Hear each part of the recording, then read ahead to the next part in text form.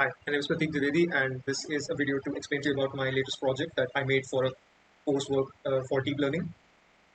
So my project essentially is about transformer models and the attention mechanism that was introduced with them. What my project essentially is trying to do is to understand at the basic level of a transformer, how does the attention value actually help a transformer? What is it exactly that the attention computes that is helpful to us? So let's first look at the actual paper, Attention is All You Need, where the transformer model was first introduced. This is basically the section. If you're not an AI person, you won't really understand this, but for explanation purposes, I need to make sure you at least know what the actual architecture looks like. What you see on the left-hand side is a smaller block, which we call an encoder. So take a small example is language translation. Let's say you're translating from English to Italian. Now, the English words will be encoded in some format and will then be transformed into a numerical vector. And from that numerical vector, you will decode what those words mean in Italian, and then you output whatever the sentence would be in Italian. So the encoder encodes your English sentence, and the decoder basically tries to understand what the encoder just said, and output is the Italian sentence. The main purpose of this paper was why this architecture works is the attention layers. The attention layers, according to them, are quite difficult to understand in layman terms, but essentially what it means is that how are words related to other words? How much focus should you give particular words to make sure you get the correct output? So let's say your whatever the sentence is, jump is very important to make sure you understand what the output in the Italian sentence would be. So let's jump right into the code base that I have. So this is implemented in PyTorch completely from scratch. There's no outside other libraries than PyTorch, just the dataset loading part. The dataset is from Hugging Face. It's called Opus Books. It's a language translation task. So this isn't really a multi-purpose transformer model. It's specifically coded to do just language translation. So the dataset is from English to Italian, and I have a dataset folder for the mapping of it. But the main point is the model that I've written.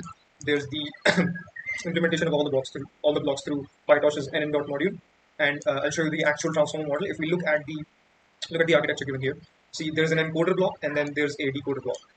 The encoder block encodes the sentence, as I said, and then decoder block just takes those encoded sentences, uses its own attention to figure out what the actual input should be mapped to the output. So the encoder block is you repeat it a number of times, the n number of times. You repeat that, it's the same amount for the decoder block. So if you have 12 blocks of encoder, there will be 12 blocks of decoders. So implementing this is simple. So you have an encoder block. It consists of a multi-head retention block and a feed-forward neural network block. So you build these individually, and then you send it to an encoder block, and then you copy-paste those encoded blocks n number of times as much as you want, which is the exact case here. So I have a multi-attention block, I have a feed-forward block, I send it to an encoder block, and we just keep looping this for n number of times, which is the amount of blocks you want in your model. So I have chosen 6 here. It's a standard BERT kind of model. So if you know what BERT is, small BERT uses six encoded decoded blocks. So if you look at this encoder block, it takes in an input, and that input is combined with positional encoding. So there are implementations for making inputs into embeddings and positional encodings. It's implemented up at the top here. Positional encodings and input encodings. There is a formula given here for positional encodings, which is essentially a sinusoidal wave. It's not much to explain there, but it's just for implementation, the way they have done it, to make sure we follow the same thing and learn what exactly is happening under the hood. So the way encoded blocks are made, say similarly, we make the decoded blocks, we put them together, the amount of encoders we have, and then we have a projection layer, which basically maps all of the data that you did, those mappings to the vocabulary size of your target language, which would be Italian in this case. So you would be able to predict which exact word am I supposed to be predicting here. So that's the essential part of the transformer. Other than that, I do have a train section. So a lot of code to explain, but the main point of this project is not the code, it's actually the implementation part of how are we actually visualizing. So I do have a web app deployed on Hugging Face spaces.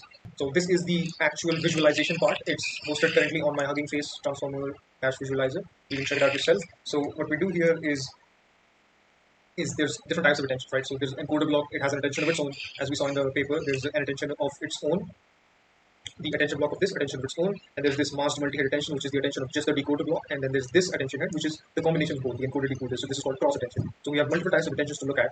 So this app essentially lets you select what type of attention you want to see, select all the layers and the heads if you want to see all of them, and you send in a sentence. So like, when do you leave? So as you can see, we just got a translation. It took a bit of time, and here's the attention maps. So let me explain to you what this exactly means. We selected the encoder to decoder attention, which is the cross attention, which basically means how are the inputs of the actual English sentence related to the outputs of the Italian sentence. In English, you see when do you leave. It's every single word, and it's related to every single word that we translated. So now the relationship of how important those relations are is defined by the attention value.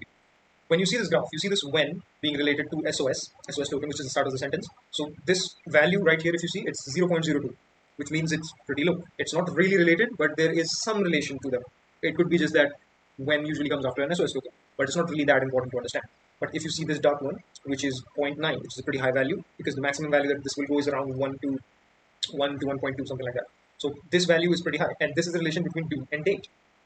Do and date. So this might mean that do is a direct translation to date in Italian. So that's why you're focusing more on this word to translate into date. So when you're trying to write date, you look at this word. If this word exists, then we might possibly have a do that we can translate into date.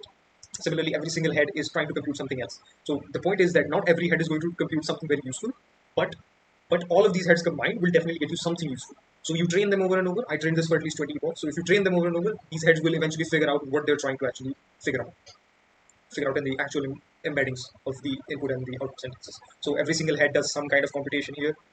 All the layers, there's 6 layers and 8 heads. So as you can see, there's a lot of graphs to look at. But if you don't want to look at all of them, you just want to view a couple of the graphs, you can always select the options that you want, and you can just view them. You just press enter and it will process it. So now this is a library that allows you to visualize attention in NLP models, but this is mostly coded for Hugging Face models, how they return attention scores. And since mine is from scratch, so I can't really use this library, so I had to make my own attention maps. But if I can make it happen like this, so I would definitely be using this and update this into my site, because this is much more understandable. As you can see for every token who's related to who, the amount of light tells you how much the attention is and all that. So this is a future prospect of the same project. I will try to incorporate this into my model. That's about it for what I wanted to explain to you about the project. And if you want to check out the implementation from scratch and the dataset that I used, it's on the Hugging Face website as well. You can go from here to look at the dataset. This was the dataset original, Opus Books, and you can select your subset, whatever it is. I chose English to Italian, and my Hugging Face space has the entire code for the training, the model, the tokenizers, data loading, everything. It's in here. I will be updating this on the GitHub as well, so you can check that out as well. Thank you for listening.